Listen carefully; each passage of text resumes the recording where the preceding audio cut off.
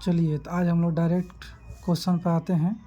इसके पहले बहुत सारा हम लोगों ने थ्योरी देख लिया नंबर्स के बारे में, और कुछ नया मिलता है तो क्वेश्चन को वहीं पे स्टॉप करके उसके आगे बताया जाएगा। लेकिन जहाँ तक हम बता दिए हैं उसको समझते हैं। इससे प्रश्न एक है, संख्या रेखा पर किसे निरूपित किया जा सकता है। मैं इसके इंग्लिश में बोल देता हूँ, है ना। Which can be represented on a number line. Options है प्राकृत संख्या, इंग्लिश में नेचुरल नंबर, पूर्ण संख्या, होल नंबर, पूर्णांक संख्या, इंटीजर, और इनमें से सभी ऑल ऑफ, मतलब सभी ऑल। तो मैंने आपको थ्योरी में बताया है कि सभी संख्या को, मतलब रियल नंबर को, जितने रियल नंबर होते हैं वास्तविक संख्या, सभी को नंबर लाइन पर रिप्रेजेंट किया जा सकता है। प्राकृत संख्या, पूर्ण संख्या, पूर्णांक संख्या। इसलिए अब ये ऑप्शन डी आपका सही हो जाएगा, ऑप्शन डी। अब आते हैं, यदि p एक अभाज्य संख्या हो तो रूट p होगा। इंग्लिश बोलेंगे if p is a prime number then root p will be. समझ रहे ना। ऑप्शन है कि हमेशा प्राकृत संख्या, मतलब कि ऑलवेज नेचुरल नंबर, हमेशा पूर्णांक, ऑलवेज इंटीजर, हमेशा अपरिमेय, ऑलवेज अपरिमेय, हमेशा परिमेय, ऑलवेज सॉरी यहाँ पे इरेशनल, यहाँ पर जाएगा हमें ऑलवेज रेशनल नंबर। तो प्रश्न ये है कि p एक अभाज्य संख्या, मतलब कि if p is a prime number then root p will be, what will be, मतलब कितना होगा रूट p के वैल्यू। इसको सॉल्व करने के लिए थोड़ा सा हम इधर आते हैं। क्वेश्चन में कह रहा है कि p एक कोई नंबर है, ठीक है। नहीं, कोई नंबर कैसे, ये p एक प्राइम नंबर है। इंग्लिश हिंदी में बोले तो अभाज्य संख्या है, अभाज्य संख्या। ये क्वेश्चन इन्फॉर्मेशन दिया है, गिवन है। आप पूछ रहा है कि बताइए कि रूट p तब क्या होगा, ठीक है। तो ऐसे सवाल को अपने से मान के बनाइए। कह रहा है कि p कैसी संख्या है, एक अभाज्य संख्या, इनकी प्राइम नंबर। अभाज्य संख्या क्या होती है, जो एक से कटे और खुद से कटे, किसी और से कटे ही नहीं। तो अगर बात की जाए तो 2, 3, 5, 7, है ना, 9 नहीं हो सकता, क्योंकि देखिए 9 को अगर बात करें 3 से कटेगा, 1 से कटेगा, 9 से कटेगा, इधर 3 चीज़ से कट लेगा ना, तो ये प्राइम नंबर नहीं हुआ, ठीक है। आगे चलते हैं। तो ये p के जगह पर हम इतने नंबर्स का यूज कर सकते हैं, क्यों कर रहा है, प्राइम नंबर है। तो अगर बात की जाए कि रूट p के मान हम लेते हैं 2, तो रूट में आ जाएगा 2। अगर हम p के मान लेते हैं 3, तो रूट में आ जाएगा 3। और p के मान लेते हैं 5, रूट में आ जाएगा 5। ये 7 लेते हैं तो रूट में आ जाएगा 7। तो ये सभी जो आपको संख्या दिख रही है, रूट 2, रूट 3, रूट 5, रूट 7, एक ही संख्या दिख रही है ना। परिमेय संख्या दिख रही है या अपरिमेय, इंग्लिश बोले तो रेशनल दिख रही है कि इरेशनल। तो ये है इरेशनल, यानी कि अपरिमेय। मैंने बताया था आप लोगों को कि कोई भी ऐसी संख्या जो रूट के अंदर हो वो बाहर नहीं आ सकता कंप्लीट रूप से। तो वो कैसा होता है, अपरिमेय, यानी कि इरेशनल होता है। इसलिए इसका आंसर होगा हमेशा अपरिमेय, यानी कि always irrational number, option C हो जाएगा, ठीक है। आगे देखते हैं, सही कथन को चुनिए, यानी कि चूज राइट स्टेटमेंट। शून्य एक परिमेय संख्या है। शून्य का कह रहा है एक परिमेय संख्या, कह रहा है कि 0 इज अ रेशनल नंबर। तो देखते हैं क्या 0 एक रेशनल नंबर है, परिमेय संख्या है। तो परिमेय संख्या यानी कि रेशनल नंबर के नए नियम क्या थे, जिसको p/q के फॉर्म में हम लिख सकते हैं, और p = नॉट 0, मतलब यहाँ पे नीचे 0 नहीं ले सकते, ठीक है। लेकिन सवाल है यहाँ पर 0 के बारे में कि क्या शून्य, है ना, शून्य इज अ रेशनल नंबर, शून्य परिमेय संख्या है। तो शून्य मैंने लिख दिया। इसको चेक कर रहा हूँ कि क्या ये परिमेय संख्या है कि नहीं। तो इसके नीचे है तो 1, तो हमेशा हर एक नंबर के नीचे 1 छिपा होता है, मैं तो लिख ही सकता हूँ। तो ये p/q के रूप में हो गया। p मतलब हो गया आपका 0 और q हो गया आपका 1। तो ये परिमेय संख्या हो ही गया, क्योंकि भाई नीचे 0 नहीं होना चाहिए। नीचे कहाँ 0 है, ऊपर ना 0 है, ऊपर से कहाँ मतलब है, हमको मतलब है नीचे से। नीचे 0 नहीं होना चाहिए। अगर नीचे 0 हुआ तो वो हो जाएगा अपरिमेय, ठीक है। ऊपर कुछ भी हो, कोई मतलब नहीं था। और नीचे 0 ना हुआ तो हो जाता है परिमेय, यानी कि हो जाएगा रेशनल, ये हो जाएगा इरेशनल। तो इसका आंसर कौन सही हो जाएगा, क्वेश्चन कहाँ गया, ऑप्शन ए सही हो जाएगा। तब जब ऑप्शन सही हो गया तो बाकी को हटाइए, क्योंकि बाकी चेक करने का कोई मतलब ही नहीं बनता, है ना। आगे बढ़ते हैं, 2 और 3 के बीच परिमेय संख्या है। देखिए आप निकालिए मत, अपने निकाले मत बैठिए कि कैसे क्या तरीका है, क्या निकाले नहीं निकाले, डायरेक्ट सॉल्व कीजिए। मैंने बताया था कि अगर ये चारों ऑप्शन में से कोई भी एक इन दोनों के बीच का है, साफ प्रश्न का बीच में होना चाहिए, तो इनके बीच में आना चाहिए। जैसा कि मैं बात करूँ 2 और 3 के बीच में कौन से नंबर है, मैं कह रहा हूँ कि 2.5 है इसके बीच में, तो क्या मैं गलत कह रहा हूँ? 2.5 जो है 2 से ज़्यादा है और 3 से कम है, तो इसके बीच में ना आया, तो ये आपका क्या हो जाएगा, ये 2.5 इनके बीच में आया, सही है। उसी चेक कीजिए कि 2/5 है, इसको अगर सॉल्व किया जाए 2/5 को, तो हम ऐसे सॉल्व करेंगे, ये 5 पढ़ा तो 2 जाएगा नहीं, तो उससे अभी मैं ऐसे बता रहा हूँ, बाद में आप लोग को डिवीजन सिखाऊँ कैसे होता है।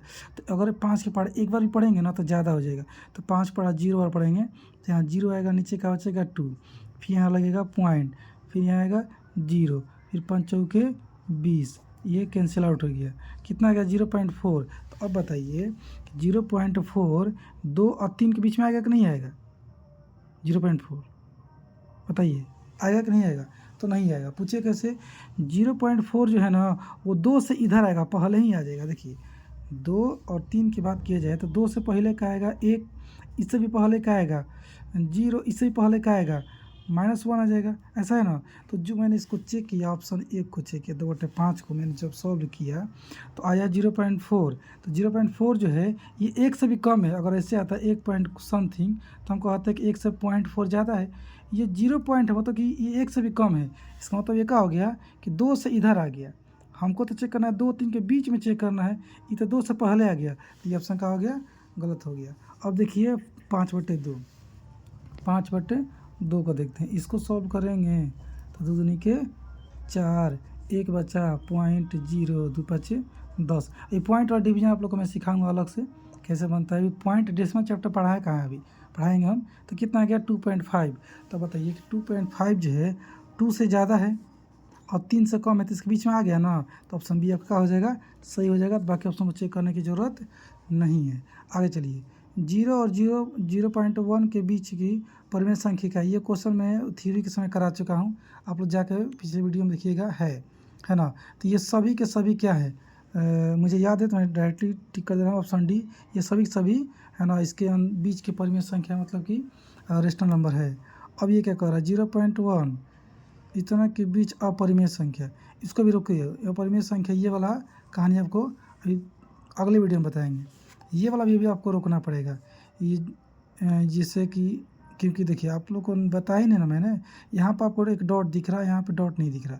डॉट का मतलब होता है बार, मतलब 0.47 डॉट है ना, इसको हम ऐसे भी लिख सकते हैं 0.47 और 7 के ऊपर बार लिखिए या डॉट लिखिए, बात है क्या होती है इसमें 0.47 और मैं यहाँ पे ऐसे डॉट लगा दूँ, तो दोनों एक ही चीज़ है, ठीक है। तो इसका कहानी अच्छे से डेसिमल चैप्टर में समझाऊंगा, ये रेकनिंग का क्या कहानी है, ये सब हिंट तब इस सवाल पाएंगे हम लोग।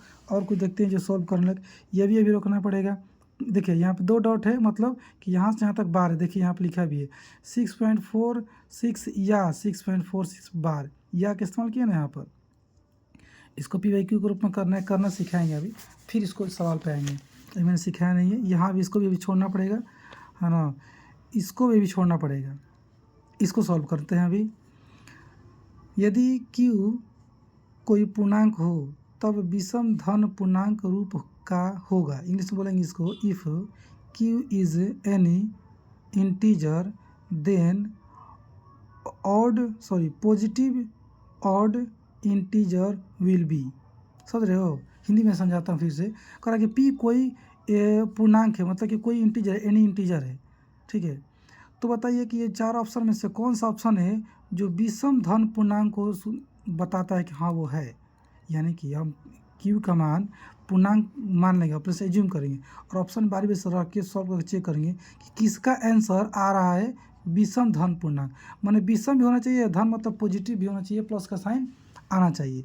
तो चलिए ज़रा चेक कीजिए Q के बारे में क्या कर रहा है कि Q एक पूर्णांक है। पूर्णांक 3 टाइप के होते हैं, निगेटिव पूर्णांक, धनात्मक पूर्णांक और ऋणात्मक पूर्णांक, ठीक है। तीनों में से कोई एक ऐसा नहीं कह रहा है कि कौन सा पूर्णांक है, सिर्फ कह रहा है कोई पूर्णांक। तो हम किसी को चेक करेंगे बारी बारी से, 0 को लेकर चेक करेंगे, 0 पूर्णांक, 0 पूर्णांक, धनात्मक पूर्णांक, ऋणात्मक पूर्णांक, तीनों बारी से चेक करेंगे कि किस पर आंसर ये वाला आता है विषम धन पूर्णांक, किस ऑप्शन पे, ठीक है। चलिए देखते हैं, इधर देखते हैं। आप लोग को याद होगा कि Q के बारे में क्या कह रहा था कि ये एक एनी कोई पूर्णांक है। ये क्या है? पूर्णांक है। इन्हीं से बोले तो इंटीजर है, ठीक है। तो इसका तो 3 टाइप होता है, एक जीरो भी होता है, एक -1 या +1 या फिर कहिए तो -2 या +2, ऐसे करते करते -3 +3 कुछ भी हो सकता है। हम बारी से लिख कर चेक करते हैं। ऑप्शन ए कह रहा है सिर्फ क्यू यानी कि क्यू के मान अगर वैल्यू अगर हम जीरो लेते हैं, जीरो ऐसे ही समझिए, यहीं पर समझिए, अगर जीरो लेते हैं तो जीरो बताइए क्या वो पॉजिटिव होगा? विषम को छोड़िए ना, पहले विषम तो है नहीं, विषम में ऑड है क्या? जीरो ऑड होता है नहीं, तो ऑप्शन ये छट गया, ये नहीं हो सकता। Q+1 की बात की जाए, Q+1 अगर हम Q का मान जीरो लेते हैं तो 0+1 जो ये 1 आ रहा है, देखिए Q का मान अगर मैं जीरो ले रहा हूँ, आप +1 कर रहा हूँ, सॉल्व करने के बाद क्या आ गया? प्लस आ गया। तो जीरो पे ये सेट हो जा रहा है कि हाँ कि ये पॉजिटिव होगा, धन वाली बात आ जा रही है। लेकिन दिक्कत कहाँ है? विषम भी होना चाहिए, विषम मतलब ऑड भी होना चाहिए। क्या 1 ऑड है? ऑड है? तो इसका जवाब है कि नहीं है भाई, ठीक है ना। जब एक ही पर छट गया तो बाकी ये क्यों चेक किया जाए? -1 +1, समझ रहे हो। अब देखते हैं कि 2Q कहाँ गया? 3 ऑप्शन है, 2Q। तो अगर हम 2 गुना 0 रखें, यहाँ भी कहानी हो रही है कि ये 0 हो जा रहा है, क्या हो गया? ये हो जाएगा 0। अब कौन सा है? अगर कुछ और चेक करते हैं, +1 लेकर देखा जाए, +2 लेकर देखा जाए तो क्या आएगा? 1 लेंगे तो 2 × 1 कितना हो जाएगा? 2। अब -1 लेंगे तो 2 - 1 का हो जाएगा -2, समझ रहे हैं। तो जीरो पे तो छट गया, प्लस पे हो रहा है, लेकिन माइनस पे भी छट रहा है, दो जगह ये छट रहा है। अब ऑप्शन लास्ट को चेक करते हैं, डी को। ऑप्शन डी कह रहा है 2Q+1, ठीक है, कह रहा है 2Q+1। एक बार काम करते हैं, क्यू के मान +1 लेते हैं तो 2 गुना +1, यहाँ +1 क्या हो जाएगा? 2 और +1 क्या हो जाएगा? 3, प्लस में 3, ठीक है। कितना आ गया? 3। तो पॉजिटिव भी है और ये क्या हो सकता है, मतलब कि ऑड भी है, विषम भी है। अच्छा, इसके जवाब पर अगर 3 लिया जाए तो 2 गुना 3 + 1 कितना हो जाएगा? 2 3 6, और ये +1 कितना गया? 7, +7 आया। ये पॉजिटिव भी है और क्या आपका ऑड भी है। कुछ भी लेके देखते हैं हम लोग। 2Q क्या था? 2Q+1 था। तो अगर बात करें 2 गुना 4 ले लीजिए, +1 तो 8 + 1 कितना आ गया? 9, +9। तो 9 आपका ऑड है, यानी कि विषम है, और +1 प्लस में भी है। तो ये ऑप्शन डी सही जा रहा है, ऑप्शन डी सही जा रहा है यहाँ पर, ये वाला। कि हम कुछ भी वैल्यू ले रहे हैं तो पॉजिटिव भी आ रहा है और ऑड भी आ रहा है, समझ पा रहे हैं आप लोग। चलिए, तो इसका क्या हो जाएगा? डी हो जाएगा। अब क्या है? यदि Q कोई धनात्मक विषम पूर्णांक है तो किस रूप का हो सकता है? इसको बाद में करेंगे, है ना। आप लोग ज़्यादा बोर हो जाएंगे, ज़्यादा एक ही टाइप का है, थोड़ा ज़्यादा दिमाग लगाना पड़ रहा है। कुछ सॉल्व करने टाइप का क्वेश्चन देखा जाए, इसको कराएंगे, हम कराएंगे। देखिए, मैंने इसको छोड़ा भी है अभी कि मैं बाद में कराऊंगा।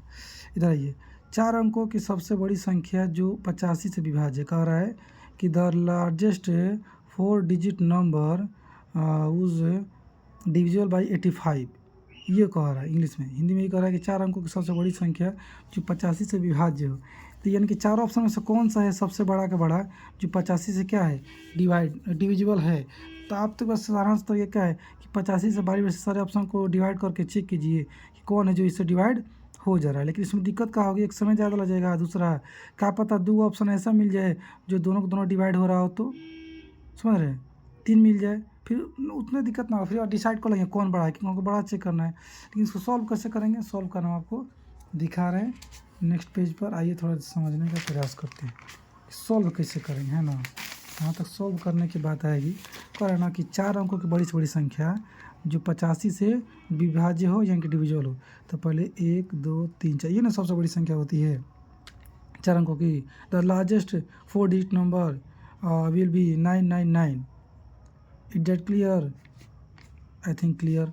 चलिए 85 से डिवाइड करते हैं, तो 85 की एक बार में ले जाएंगे तो ये आ जाएगा 85, बचेगा 4, ये कितना बचेगा? हाँ ठीक है, 1 बचेगा। फिर ये कितना आ गया? 9। 85 से कितना बार ले जाए? अब तो मान लीजिए 2 बार करेंगे 0, एक बहुत ज़्यादा हो गया हो, 10 जीरो यहाँ से ले जाएगा 16 एक 17 ज़्यादा हो गया, यानी कि एक बार ही फिर से ले जाना पड़ेगा 85। तो 9 से 5 ये कितना बच गया 4, 14 से 6 8 गया 6, 9 से 5 गया 4, 14 से 6 8 गया 6। इन दोनों का तो काम हो गया था, इसका भी हो गया। अब बारी है इस 9 की, ये 9 आया। अब देखते हैं 85 में कितना ले लेते हैं, 4 बार लेके देखते हैं तो क्या होता है। 0 हासिल 2, 4 32, 2 34, बहुत कम है। 6 बार लेके देखते हैं कई बार, तो 0 हासिल 3, 48 4 50 51, अभी कम लग रहा। 7 लेके देखते हैं, 35 के 5 हासिल 3, 56 57 58 59, अभी भी कम लग रहा है ना, क्योंकि यहाँ 595 है, यहाँ पे कितना है 649, लगता है 7 ही बार जाएगा। 8 पे आइए तो हासिल 4, 40 के 0, 64 65 66 67, बहुत ज़्यादा हो रहा है ना, 64 यहीं पे हो गया, फिर ज़्यादा, यानी कि 7 बार में लेके चलना होगा 595। 7 बार में लेके चले हम 595, तब 9 में से 5 गया 4, ये हासिल इससे लेगा तो 14 से 9 गया 9 5 14, ये क्या हो गया कैंसिल आउट हो गया। तो अब देखिए हमने क्या काम किया कि इसको डिवाइड करके देखा 85 से, तो ये कट नहीं रहा। अगर ये कट जाता है इसका मतलब कि यही वो नंबर है 4 अंकों का सबसे बड़ा से बड़ा जो 85 से विभाज्य है, लेकिन नहीं कटा, शेष बच गया। तो हम इसको ऐसे कह सकते हैं ना भाई, ये शेष क्यों बचा क्यों बचा शेष, क्योंकि ये 54 ज़्यादा है तभी तो शेष में बचा। शेष में कौन बचता है, जो ज़्यादा होता है। अगर ये ज़्यादा नहीं होता तो बचता ही नहीं, कट जाता। इससे एक छोटा सा एग्जाम्पल लेके देखिए कि आपको 2 से 5 डिवाइड करना है, तो 2 दूनी के 4, 1 बच गया। ये 1 बचा ही क्यों, क्योंकि ये 1 ज़्यादा था इसलिए बच गया। अगर इसको कम कर दिया जाए तो 5 नहीं, 5 में से कम कर दिए करके लिख दिए 4, 2 दूनी के 4, देखिए कट गया। समझ रहे हैं ना, वही कहानी है कि ये ज़्यादा इसलिए नहीं कटा, तो इसको इसमें से घटा दीजिए तो कट जाएगा, तो आपको वो संख्या प्राप्त हो जाएगी 1 2 3 4, ये 54। 9 से 4 गया 5, 9 से 5 गया 4, 9 9, यही वो नंबर है जो 85 से एग्जैक्ट डिविजल हो जाएगा। समझ रहे हैं ना। ऑप्शन देखते हैं, अगर किसी को डाउट होगा किसी भी सवाल पर तो उसमें नंबर डालकर कमेंट कर दीजिएगा कि इस वाले नंबर में हमको दिक्कत था। कितना आंसर आया हम लोग का 9945। 9945 कहाँ गया देखते हैं, 9945 देखिए ऑप्शन डी का हो गया आपका, सही हो गया है ना। और कौन सा क्वेश्चन है, पी क्यू, इसको भी अभी रोकिए, समझाने में बहुत दिमाग ख़राब हो जाएगा है ना, इसको बाद में समझाएंगे। सॉल्व करने टाइप का जो क्वेश्चन है उसको सॉल्व करते हैं। ये जो बिना डाटा वाला क्वेश्चन है ना, इसमें गुस्सा थोड़ा ज़्यादा लगता है, समझाने में भी समझने में भी। आप थोड़ा इधर आइए, थोड़ा सा मजा लेते हैं। सबसे छोटी आभाज्य संख्या और सबसे छोटी यौगिक संख्या या संयुक्त संख्या बोलते हैं, इंग्लिश बोलते हैं the smallest prime number and the smallest composite number, इसको बोलेंगे। ठीक है, मासा ज्ञात कर, यानी कि इंग्लिश में कहेगा कि find the HCF of smallest prime number and smallest composite number. समझ रहे, इसके लिए मुझे पता होना चाहिए कि सबसे छोटा अभाज्य संख्या क्या होती है, सबसे छोटा यौगिक संख्या क्या होती है। तो मैंने बताया भी था आपको, सबसे छोटा अभाज्य में आता है आपका 2 और सबसे छोटा भाज्य में आता है आपका 4। देखिए 2 चीज़ें था इसमें, सबसे छोटा अभाज्य में हो जाएगा 2। इसको देखिए, ये जो यौगिक लिख रहा है, यौगिक संख्या को या संयुक्त संख्या को भाज्य संख्या भी कहते हैं। जो होता है सबसे छोटा 4 होता है, इसका HCF निकालना है, HCF यानी कि मासा। तो छोटा वाला को ऐसे अंदर अब बाहर रखते हैं, इसको ऐसे करते हैं 2 दूनी के 4, ये कैंसिल आउट है, कितना आया 2। तो ऑप्शन देखते हैं कौन क्वेश्चन था जी, 15 था, तो ऑप्शन इसका क्या हो जाएगा सी, ऑप्शन सी ये सही हो जाएगा है ना। यूक्लिड विभाजन परिक्रिया, देखिए मैंने एक क्वेश्चन बताया था आपको कि यूक्लिड जी ने किस नियम के बारे में बताया था, डिवीजन मेथड से, भाग विधि से मासा निकालने का तरीका बताया था। तो वही प्रश्न पूछा है कि यूक्लिड विभाजन प्रमेयिका यानी कि यूक्लिड डिवीजन मेथड किस परिकल्पना को तकनीक है, किस परिकल्पना की तकनीक है ना। तो वो हो जाएगा मासा यानी कि ऑप्शन ए। और क्या है, यदि 2 संख्या, हाँ ये भी मैंने बता चुका है आपको, यदि 2 संख्याओं का मासा 1 है तब वह 2 संख्या हो सकती है। मैंने आपको बताया था को प्राइम में यानी कि सभाज्य संख्या में कि 2 ऐसे संख्या जिनका मासा हमेशा 1 आता है, वही होता है वो होता है सभाज्य संख्या। हिंदी में सभाज्य संख्या, इंग्लिश में को प्राइम। तो ये हो जाएगा, क्या हो जाएगा आपका ऑप्शन सी, ये क्या कह रहा है ए और बी धनात्मक पूर्णांक इस प्रकार है कि देखिए ये भी बिना डाटा का है, तो इसको भी हम लोग बाद में ही समझेंगे। बिना डाटा वाला को एक साथ ही है ना कुछ बहुत ही शॉर्ट जुगाड़ लगा कर समझाएंगे। अब इस सबको रोक देते हैं, डाटा वाला क्वेश्चन सॉल्व करते हैं है ना, जिसमें नंबर्स दिए हों। जैसे दो संख्याओं का मौसा 5 और लौसा 200 है, तब दो संख्याओं का गुणनफल है। देखिए इस सवाल को सॉल्व करने के लिए एक फार्मूला आता है, वो होता है कि पहली संख्या गुणे दूसरी संख्या बराबर लौसा गुणे मौसा, है ना। जिनको नहीं पता याद नहीं वो लिख लेंगे कि पहली संख्या गुणे दूसरी संख्या बराबर लौसा गुणे मौसा होता है। इन्हीं से बोलेंगे first number into second number is equal to LCM into HCF. उसी फॉर्मूला का प्रयोग हम सोल्व करेंगे। करें दो संख्याओं का मौसा 5 है, लौसा 200 है, तो यहाँ पे लिखिए पहले। मान लीजिए क्या कर रहे हैं, हाँ पहली संख्या मैं डायरेक्ट लिख रहा हूँ। पहली संख्या मुझे नहीं पता, ठीक है, तो मैं उसको ऐसे पहले मान ले रहा हूँ। गुने दूसरी संख्या नहीं पता तो मैं इसे दूसरी संख्या मान ले रहा हूँ। बराबर एलसीएम गुने एचसीएफ होता है, तो एलसीएम सब तो दिया है। एलसीएम में 200, एचसीएफ है 5, तो लिखिए यहाँ पर 200 गुने 5। सॉल्व कीजिए, कितना आ गया 1000। तो ये हो गया आपका आंसर। कैसे आंसर हो गया ये आपका आंसर, क्योंकि देखिए आपका क्वेश्चन कह रहा है कि दो संख्याओं का मौसा 5 और लौसा 200 है, तो दो संख्या गुणनफल बताइए। तो वो दो संख्याओं का गुणनफल गुना आप दिख रहे हैं ना, इतना गुना इतना इक्वल टू इतना आ रहा है, तो हो तो गया। समझ रहे हैं ना। फॉर्मूला लिख दूँ, लिखिए भाई, पहली संख्या गुने दूसरी संख्या बराबर एलसीएम गुने एचसीएफ होता है। दोनों संख्या मुझे नहीं पता, दोनों संख्याओं का गुणनफल पूछ रहा है। मैं दोनों संख्याओं को ऐसे मान लिया हूँ कि ये पहली संख्या गुने दूसरी संख्या बराबर इस दोनों दिया था, वैल्यू मैंने रख के सॉल्व कर दिया। या गया इतना इक्वल टू इतना, समझ रहे ना। यहाँ पर बराबर लिख दीजिए पहली संख्या गुने दूसरी संख्या, इन्हें के गुणनफल पूछा था। आगे 1000, तो ऑप्शन 1000 वाला कहाँ गया, ऑप्शन डी। आपको कह रहा है यदि ए तथा 18 का लौसा 36 है। देखिए दो संख्या, एक संख्या ए है, एक संख्या 18 है। इन दोनों संख्याओं का लौसा 36 है, मौसा 2 है। लौसा मौसा दोनों दे दिया है, और दोनों संख्याओं में से एक संख्या 18 है, तीसरा एक संख्या गैप कर दिया, वही ए का वैल्यू पूछ रहा है। एक बराबर इंग्लिश में कर रहा है इफ़ एलसीएम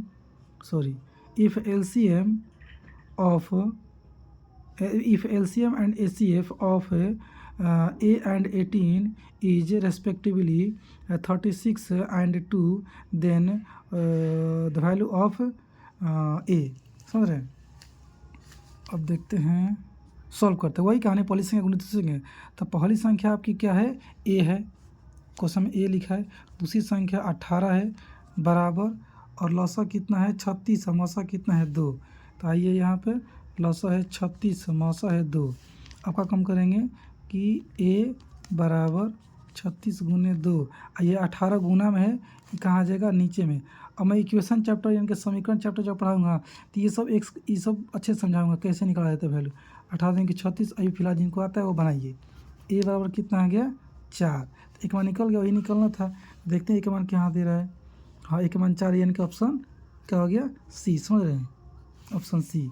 नेक्स्ट क्वेश्चन, 196 के अभाज्य खंडों की घातों का योगफल बताए। देखिए वो कह रहा है कि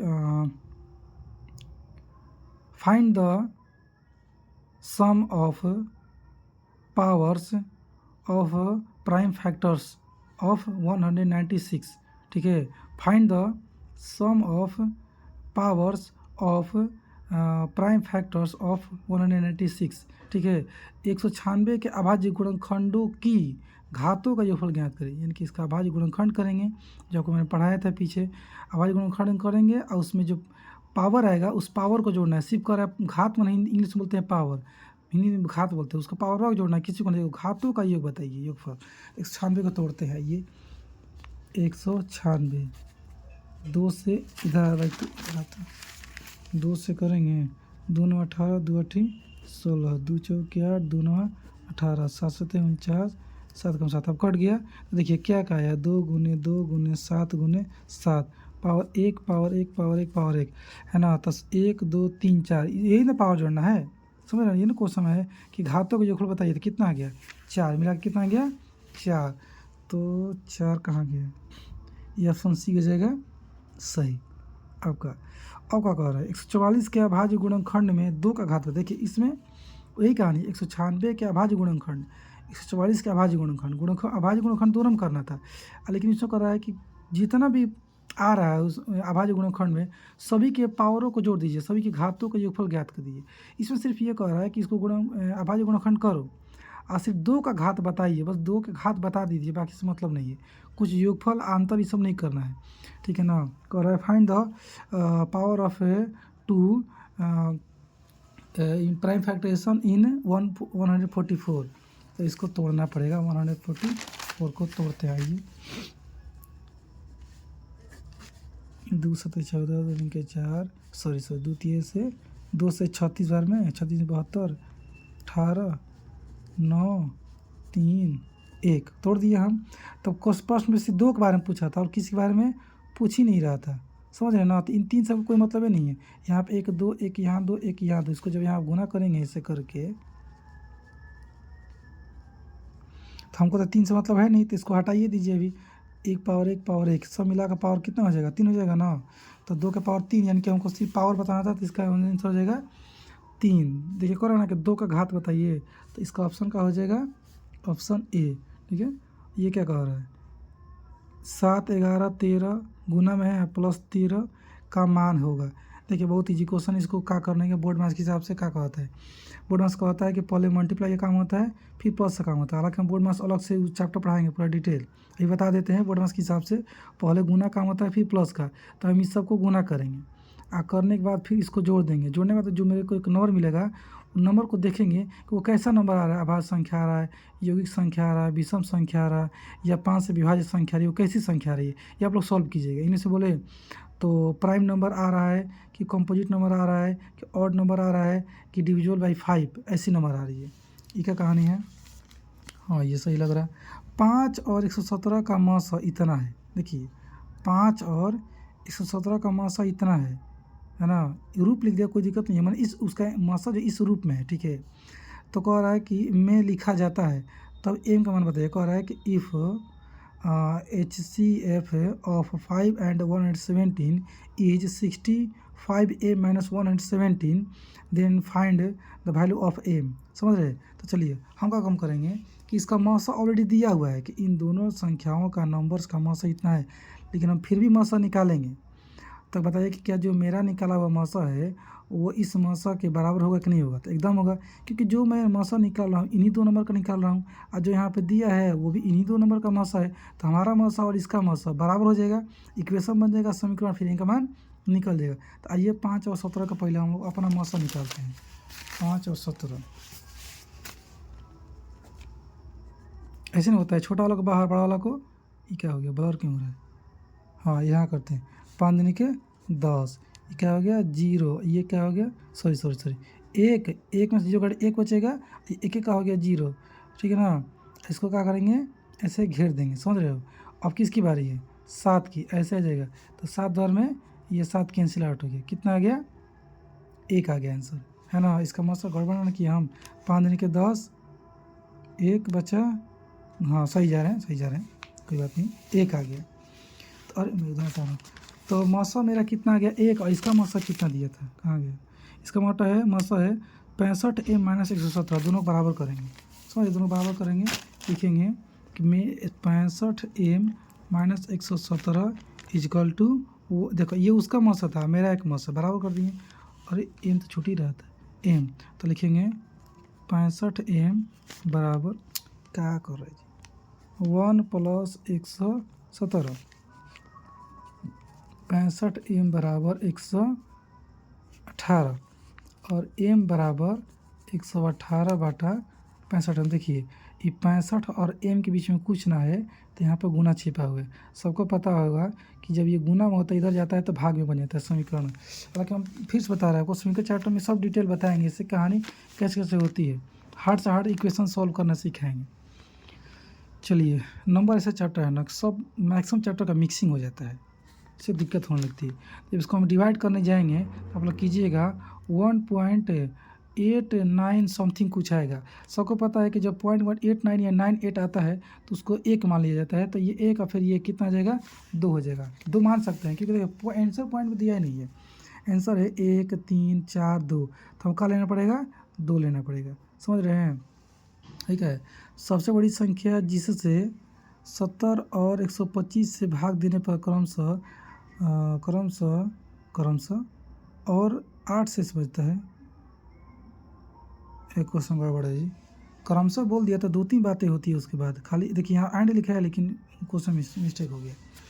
अब क्या है, कह रहा है पाई या पाई बटा 2 या पाई माइनस 22/7 एक है। देखिए इसके बारे में बोल रहा है कि ये कैसी संख्या है।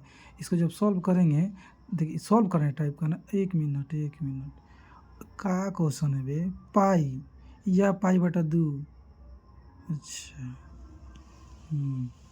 या सही क्वेश्चन है, सही क्वेश्चन। देखिए सिर्फ अगर पाई के बारे में बात की जाए तो बताइए, पाई की मैंने क्या बताया था, परिमेय के अपरिमेय, यानी कि बोले तो रेशनल के इरेशनल, तो ये अपरिमेय था, इरेशनल था, तो ये इरेशनल है, ई अपरिमेय है। यहाँ भी देखिए पाई दिख रहा है, भले नीचे तो होता क्या दिक्कत, यहाँ पाई है ना जी, पाई अपरिमेय होता है, तो ये भी अपरिमेय, ये भी अपरिमेय, यहाँ भी दिख रहा है तो ये भी क्या हो जाएगा, अपरिमेय।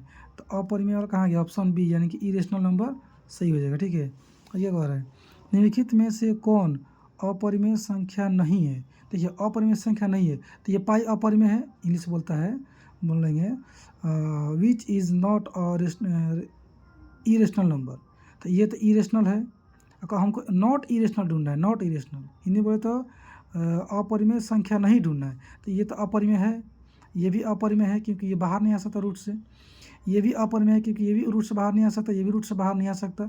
अब इसको चेक करते हैं, हालांकि जब 3 ऑप्शन गलत हो गया तो ऑटोमेटिक सही हो जाएगा, फिर भी हम लोग चेक करते हैं क्या करें। 3, ये देखिए ये 3, ये जो लिखा है ना, ये समझिए कि 3 गुना में है। जैसे अगर हम बात करें कि 2√3, तो ये सही है कि ये 2 और √3 के बीच में कुछ है तो यहाँ पे इसे गुना है, लेकिन ये गुना वाला बात नहीं है, वो देखिए छोटा से लिखा हुआ है, ये क्यूब रूट पढ़ते हैं इसको, जब ऐसे करके यहाँ पर छोटा से 3 लिख देगा और यहाँ ऐसे करेगा ना तो ये इसको पढ़ते हैं क्यूब रूट, और जब यहाँ पर छोटा से 2 लिख देता है, छोटा सा 2 ऐसे 2, इसको बोलते हैं स्क्वायर रूट। और 2 लिखेगा या छिपा भी सकता है, उसके मन के ऊपर है, लेकिन 3 लिखना ही पड़ता है, अगर ना लिखेगा 3 तो हम समझ जाएंगे भाई 2 छिपा है, समझे ना। तो ये होता है इंग्लिश, हिंदी बोले तो घनमूल, ये होता है वर्गमूल, इसे बोलेंगे क्यूब रूट, स्क्वायर रूट। इसमें 2-2 का पेयरिंग करते हैं, 2-2 का जोड़ा लगाते हैं, और इसमें 3-3 का पेयर लगाते हैं क्योंकि यहाँ पे 3 होता है। फिर भी बहुत डिटेल क्यों होता है ऐसा कहानी है तेन हम समझेंगे पावर वाले चैप्टर में, घात घातांक शॉर्ट साइड इंडिसेस चैप्टर में। फिर इसको सॉल्व करते हैं, बताइए यहाँ पे 3 दिख रहा है, इसका मतलब क्या है, इसमें 3-3 का पेयर बनेगा। यहाँ ये भाई साहब ना जी, अच्छा देखते हैं क्या है, क्योंकि जो लिखा होता है ना ये वाला स्क्वायर रूट और क्यूब रूट वाला बात, ये जो एकदम इसके ऊपर ही जस्ट लिखा होता है, छोटा सा बगल में नहीं होता, ये बगल में प्रिंट किया है। सॉल्व करते हैं, देखते हैं क्या कहानी है ना। पहले 75 का तोड़ते हैं, 75 को ब्रेक करते हैं। अरे यार तो इधर आना, 75 को तोड़ते हैं तो 75 3 से जाएगा, 3 दिन की 4, 3 5 15, 50 25, 5 कम 5 यानी कि कितना है, 5 की पावर 2 गुने 3 आया। ठीक है, एक ये आया, और क्या था, एक था 48, इसको तोड़ते हैं। देखिए 75 को यहाँ तोड़ना था, इसको यहाँ तोड़ रहे हैं हम।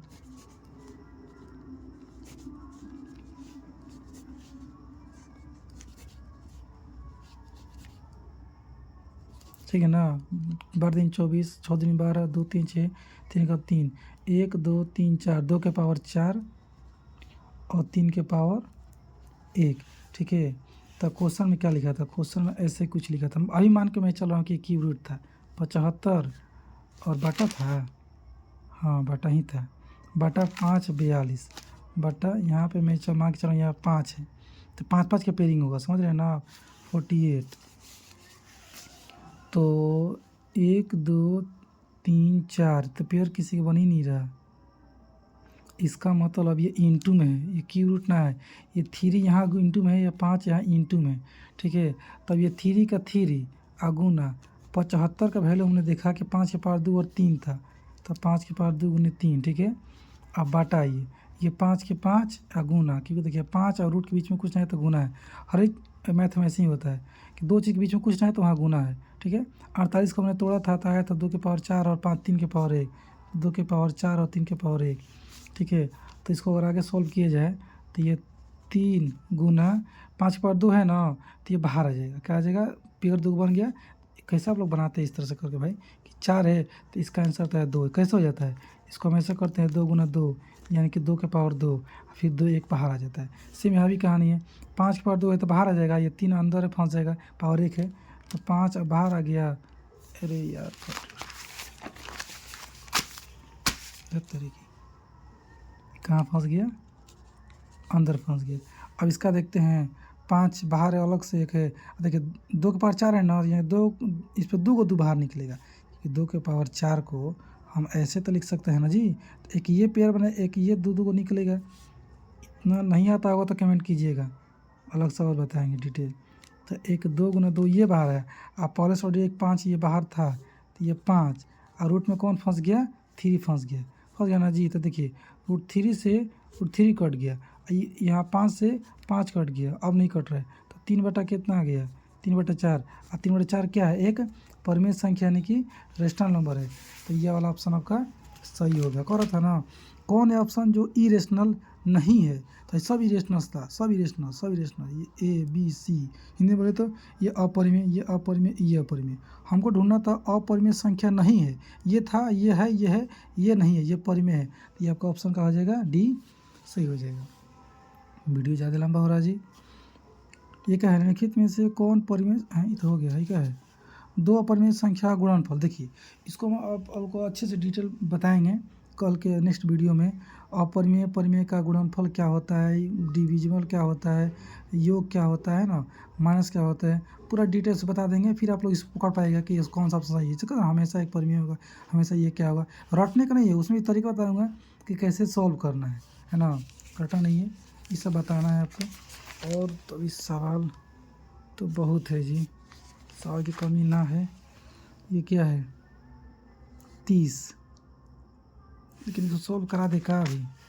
चलिए देखते हैं, करके देखते हैं क्या कह रहा है कि 2 अपरिमेय संख्याओं का गुणनफल क्या होगा। हमेशा ये, हमेशा एक परिमेय होगा, हमेशा अपरिमेय होगा, यानी कि कह रहा है the product of 2 irrational number will be always rational number, always irrational number, और भी इधर ऑप्शन होंगे। तो चलो चेक करते हैं क्या कर रहा है। 2 अपरिमेय संख्या लेना है, उसको क्या करना है? गुना करना है।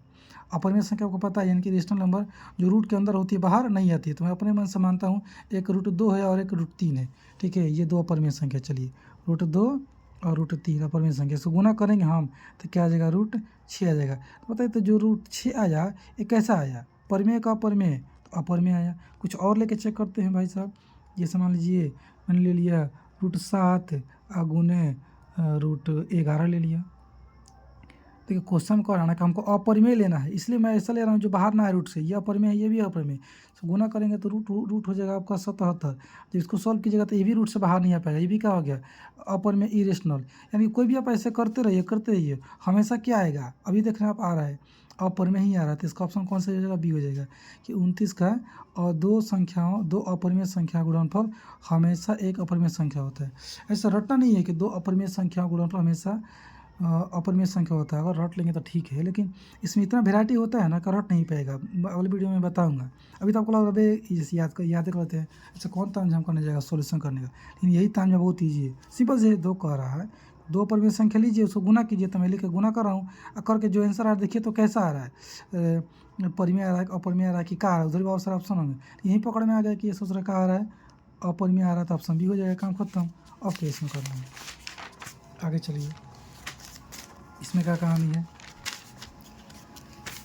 ये कह रहा है कि -1 के पावर n, ये हेन तेन वगैरह है इक्वल टू 0 है जब कि n है। देखिए n के वैल्यू को बताना है कि n क्या हो सकता है। धनात्मक पूर्णांक हो सकता है, विषम पूर्णांक की संख्या हो सकता है, ये क्या हो सकता है, ठीक है। इसके बेसिस पर हमको बताना है। तो हम क्या करेंगे, बारी बारी से एक एक ऑप्शन को चेक करेंगे, फिर छांट देंगे, ठीक है। चलिए चेक करते हैं।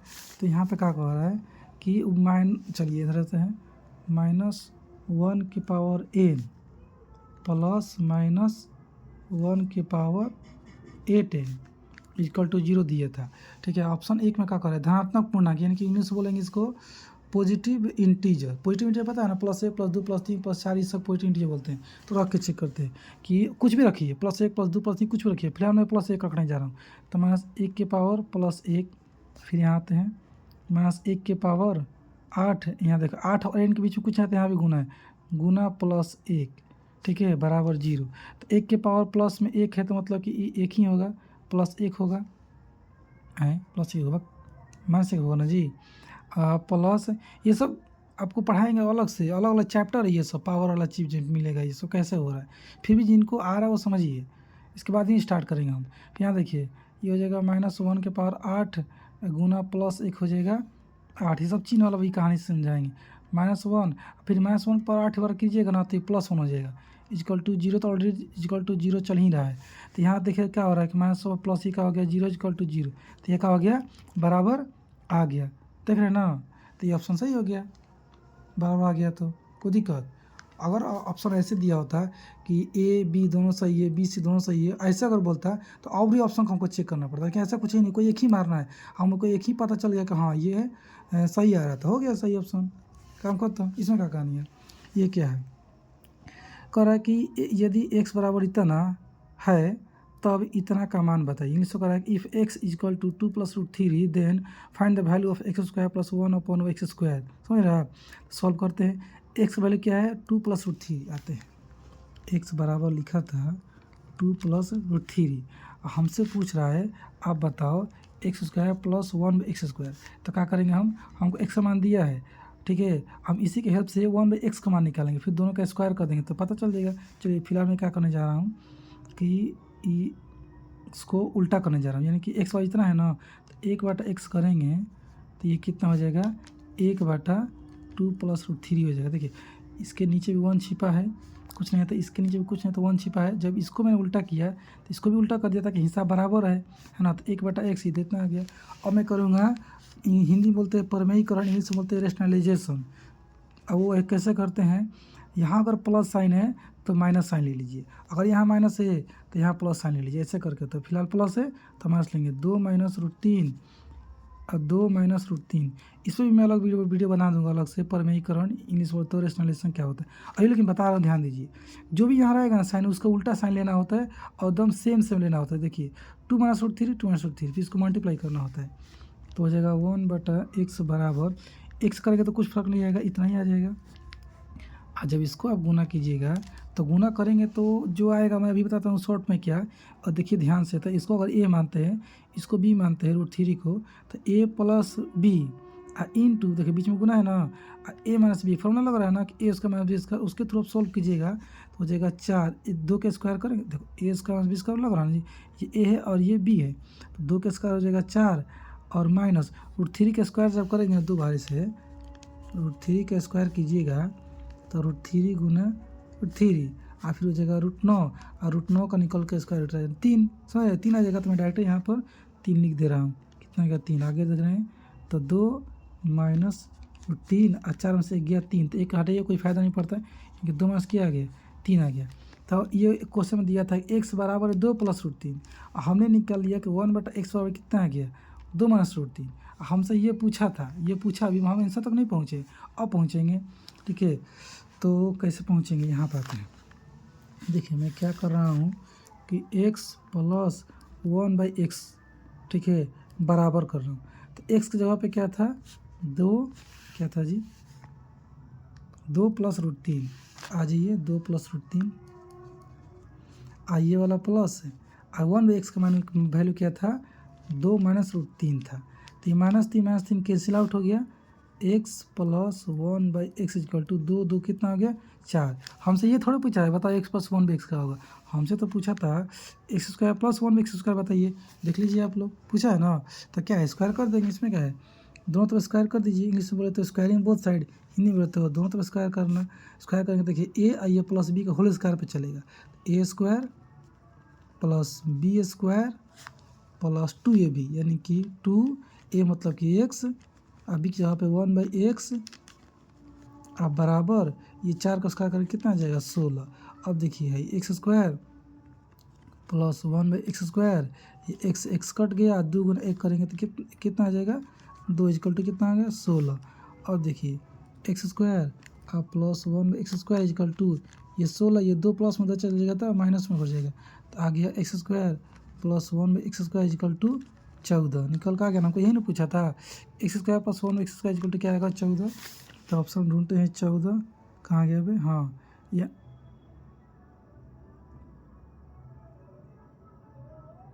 14, हाँ 14 आ गया। अभी बहुत सारे सवाल है, देखिए इधर बहुत सारा, इसको सॉल्व किया जाएगा धीरे धीरे करके। अभी रोकते हैं यहीं तक, है ना। और किसी को कोई डाउट होगा कैसा भी तो कमेंट में लिखो, तब तो हम आगे सॉल्व करेंगे।